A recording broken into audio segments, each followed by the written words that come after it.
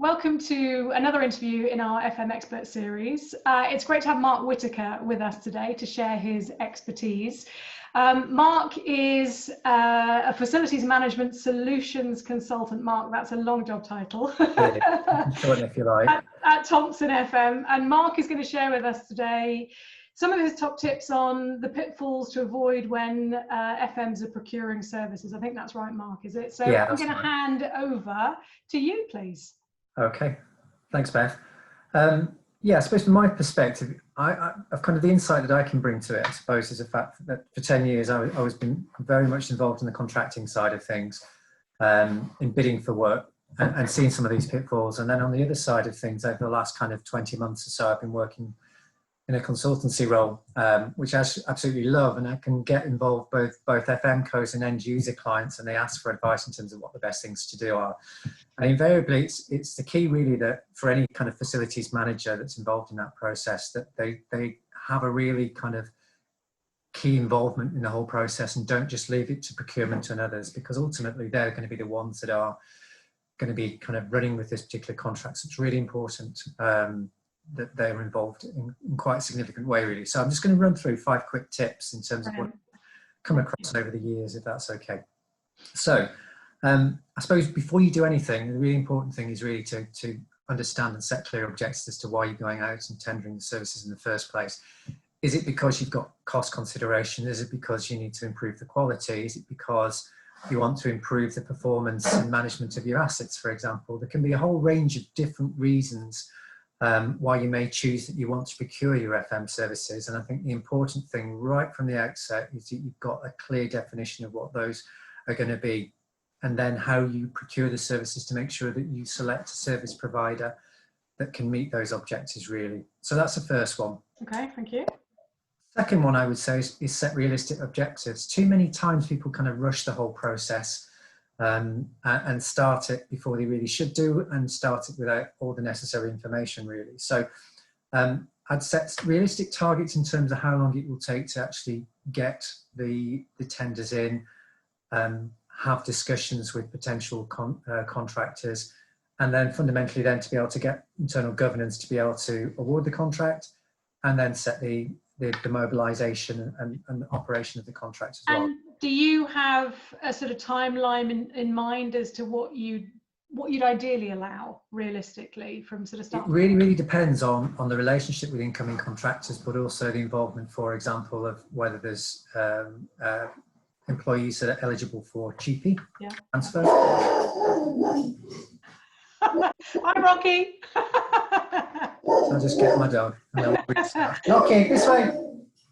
Everyone, while Mark's getting Rocky, this is his rescue dog, who I met earlier, who was under the desk being calm.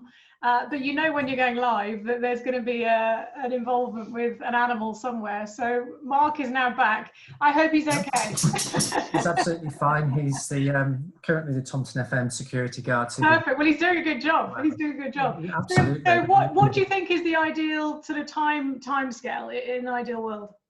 Time frame, really, I suppose, from actually issuing the tender documents to actually making a decision, I would probably say 2 months. But again, it really depends on the number of buildings and services that you're going to be tendering, how much information you want to go in the whole tender process as well.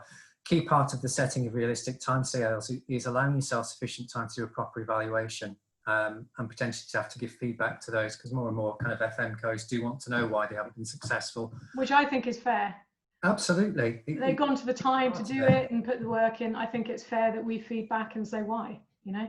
Absolutely, and I think it's being quite open and honest with that. There's nothing more frustrating than doing a really detailed tender submission, and then kind of you get a very kind of stale and not very informative response back as to why you haven't been successful. And I think, you know, I can understand why certain organisations might be guarded, because they don't want to be challenged necessarily on the decisions that they've made in the evaluation. But I do think that it's really important that you kind of everybody can learn from the feedback that they receive, really. Completely agree.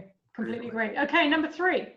Number 3 really is, I'm always a key fan of doing some soft market testing before you actually go out to the market. have conversations with contractors, understand really what is out there at the moment, what the key strengths of some of the contractors, get a bit of understanding in terms of the culture of some of these organisations, their stability, where they are in the marketplace, the kind of customers that they work for, and the people that potentially might be dealing with if they were successful, and gauge their level of interest in it. There'd be nothing worse from an FM's point of view that they go out to the marketplace and they go to 5 different contractors and only 2 of them kind of come back with a response because the other 3, for example, just didn't fit in with their profile of the type of contracts that they want, or they were put off for whatever reason. So I think it's really important just to do a bit of soft market testing, but also a key part of it for any FM really is not to kind of think that you know everything and that you know exactly the way that you should be going to marketplace. You do the soft market testing, and that sometimes can guide you in terms of how then you can procure those services in terms of the different commercial models, the specification you might be working to. You know, all those kind of different things can be guided by a bit of soft market testing first. So that would be my third. I like that, and I don't think people do that nearly enough, do they? No, I've seen it done fantastically well as long as organisations can put the time in beforehand. I've also seen it done very, very badly where, like I mentioned before, it's passed to the procurement team, a very generic tender document is sent out. You don't really get underneath kind of really what the organisation tendering is about, because they haven't been allowed necessarily to be able to bring that through on their answers really. And then they wonder 2 years later why the contract hasn't worked out. Absolutely. Okay, number 4.